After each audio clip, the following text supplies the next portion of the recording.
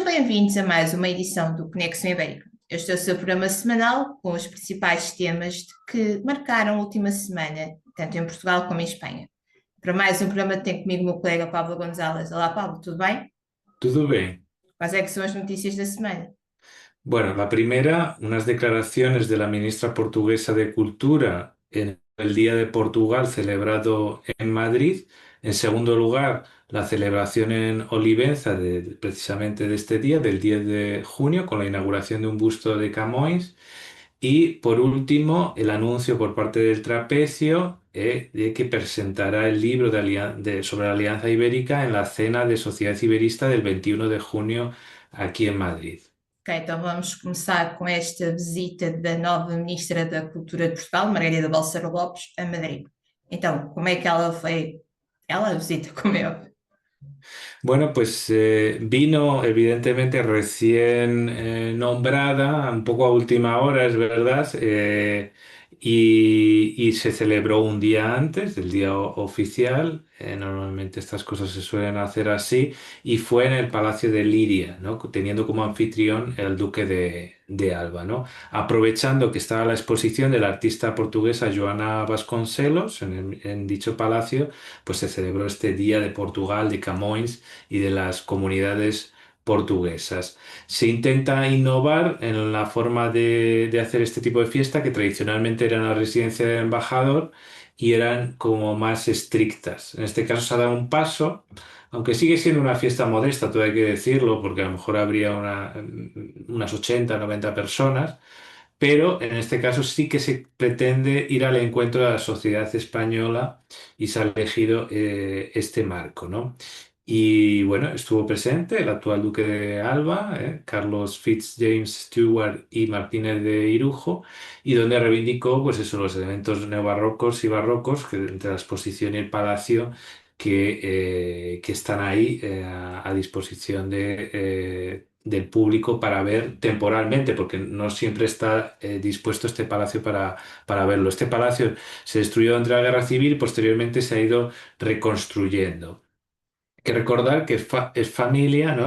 Uno de sus ascendientes fue aquel gran duque de Alba, el Fernando Álvarez de Toledo y Pimentel, que en 1580, precisamente pocos días después de la muerte de Camões, fue a Lisboa a perseguir a los seguidores de Antonio Prior de Crato, ¿no? Entonces queda como una ironía, ¿no? O una reconciliación o una victoria, ¿no? Que se suma a la victoria portuguesa en el fútbol, de cómo sonó el himno portugués en un palacio de la Casa de Alba, ¿no? Y bueno, pues el embajador pues presentó también una orquesta, la Orquesta Filarmónica Portuguesa, con un concierto llamado Viaje al Sur, reivindicando Alentejo y Andalucía, y estuvo presentado todo el evento por Carmen Romero, que es de un programa de televisión española, La Uno, Audiencia Abierta. Estuvo la ministra de Cultura, Margarida Balseiro, bueno, pronunció un discurso en pro de los lazos culturales, reivindicando sus 40 años de adhesión.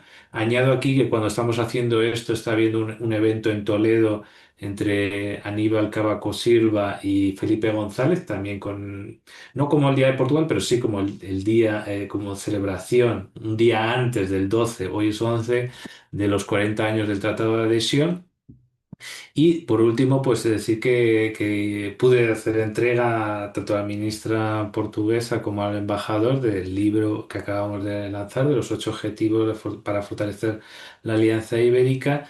Y es verdad que no estuvo el ministro de Cultura español ni ninguna autoridad así muy alta, pero bueno, nos representó en este caso Roberto Martínez, ¿no? En Portugal, cuando dijo aquello de que empezaba un día antes el Día de Portugal gracias a esa victoria.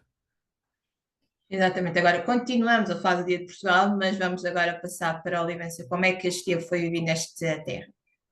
Bueno, pues como sabemos, el ayuntamiento de Olivenza es lusófilo, pero no quiere renunciar a su españolidad también, porque lo ve como algo compatible y una narrativa de crear puentes, ¿no?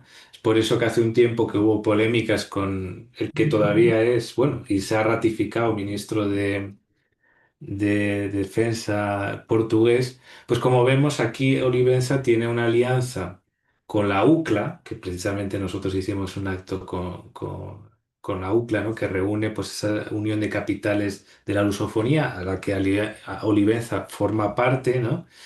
Y se organizó un evento, y ya lleva 10 años organizándose en Olivenza, pues de homenaje a la lengua portuguesa y a Camões, ¿no? Y se puso un busto en su honor y bueno, y hubo una intervención del alcalde, y del nuevo secretario general de la UCLA, y allí pues hubo una lectura de Os Lusíadas y hubo también unas actuaciones de gente de Cabo Verde, de Mozambique, como un elemento positivo de unión y celebración de la lengua portuguesa. E agora, para terminar as notícias de Espanha, quando é que o El Trapézio vai apresentar o seu livro? Já há uma data?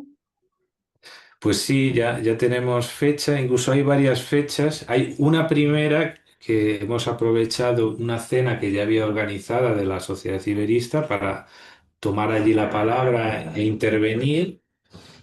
Y bueno, pues esto va a ser el 21 de junio a las 7 horas en el restaurante La Madreña, donde se desarrollarán diferentes intervenciones y actuaciones y durará al menos 2 horas, con un aforo de 50 personas. Todavía las personas están a tiempo para apuntarse. Habrá también una intervención de un escritor, de Jesús Callejo, habrá actuaciones de fado y también, bueno, intervendremos Pablo Castro y yo en este evento.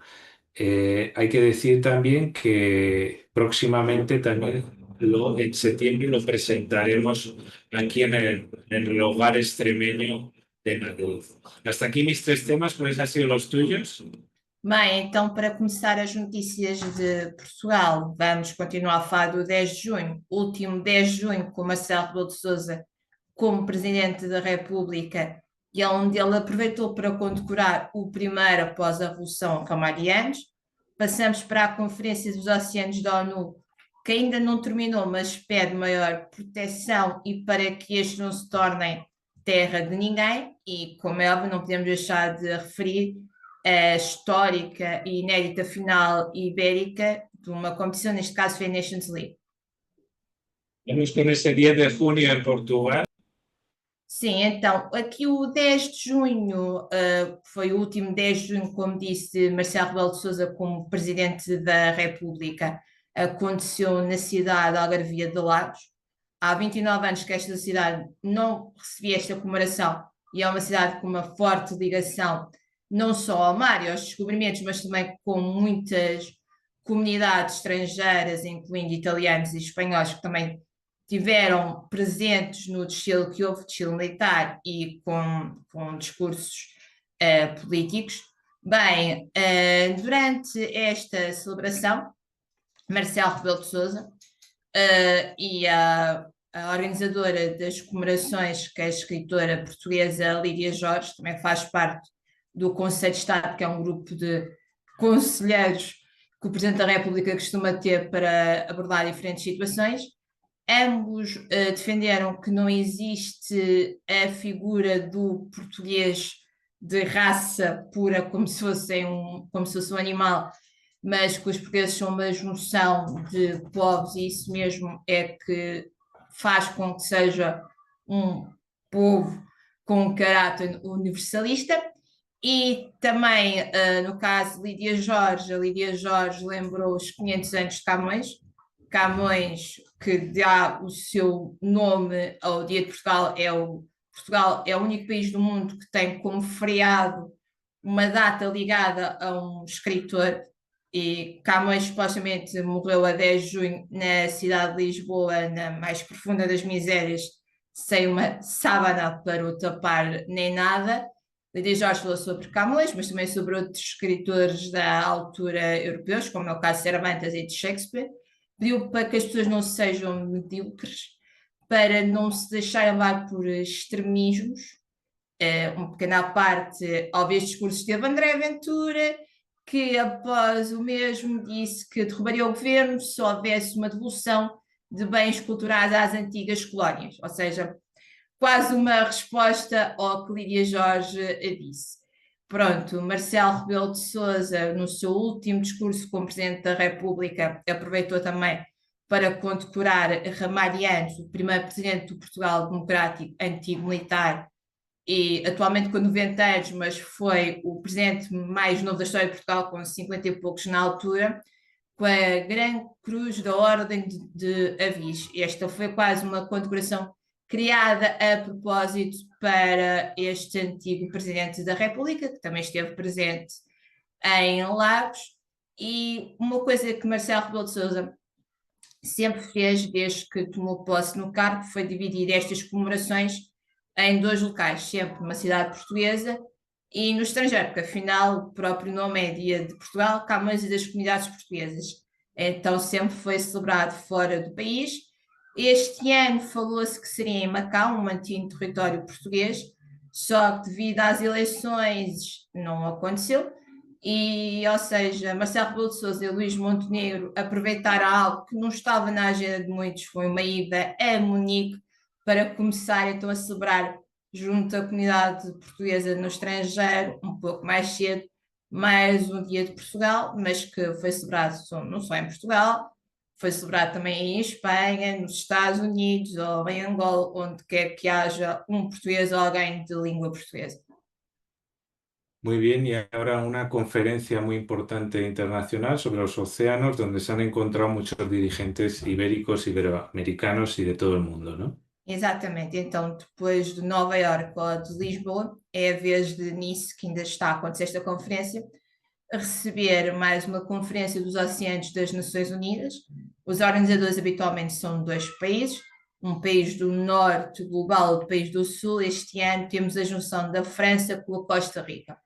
Bem, por esta conferência passaram vários líderes internacionais, desde o Príncipe William, que tem uma fundação de apoio ambiental, até António Guterres, que é um dos fundadores que sempre se mostrou muito preocupado com a questão ambiental, com a questão do aquecimento global, da subida do nível da água do mar, que nesta conferência lembrou que é necessário assinar um tratado para a proteção do alto mar. Aliás, a Espanha é o primeiro país europeu já a ter assinado este tratado, para proteger estas zonas que estão fora das ZES, das zonas que são administradas pelos respectivos países, porque sem uma maior proteção destes locais tornam-se uma espécie de, segundo o secretário-geral, de terras de ninguém, e os subsolos marítimos têm inúmeras riquezas, desde o petróleo a nível também de minérios raros, e sem este tratado seria uma terra ninguém, um faroeste, como Guterres disse. Então ele foi até a França para tentar sensibilizar os diferentes países a assinarem este tratado. Bem, para além de Guterres, da União Europeia com Ursula von der Leyen e António Costa, que esperam que a proteção dos oceanos aumente até uma data que António Costa espera que este tratado seja ratificado pelos países europeus na sua totalidade até ao fim deste ano, mas apontou até 2050 para uma maior proteção dos mares. Para além de estas figuras, também houve a presença do Luís Montenegro, que disse que é necessário agir sem esperar os Estados Unidos, que não marcaram presença. Trump não esteve em França, e podemos dizer que também, devido ao que está acontecendo neste momento de Los Angeles, não voou até a França, mas Lula da Silva, esse sim teve presente, espera que o líder americano esteja na COP, que vai ser no Brasil. Bem, Luís Montenegro também lembrou a visão que Portugal sempre defendeu do mar, não só no seu passado, dos descobrimentos, mas também num futuro, com apoio, proteção para a economia azul, ou mesmo a transição energética, ou a proteção dos diferentes espaços marítimos, como é o caso dos Açores, que é o maior espaço marítimo protegido a nível europeu. Também esteve, como disse Lula da Silva, também disse que vai aumentar os espaços marítimos protegidos no Brasil e que o país tem orgulho na sua vertente oceânica. ou pequeno país insular que é Cabo Verde, que pede mais centros de estudo para as questões marítimas. Foram alguns temas, algumas das presenças políticas que fizeram parte desta, que ainda está acontecendo nesta Conferência dos Oceanos. Muy bien, y ahora como no podía ser de otra manera, el gran triunfo futbolístico de Portugal, ¿no? Con la Liga de las Naciones Europea.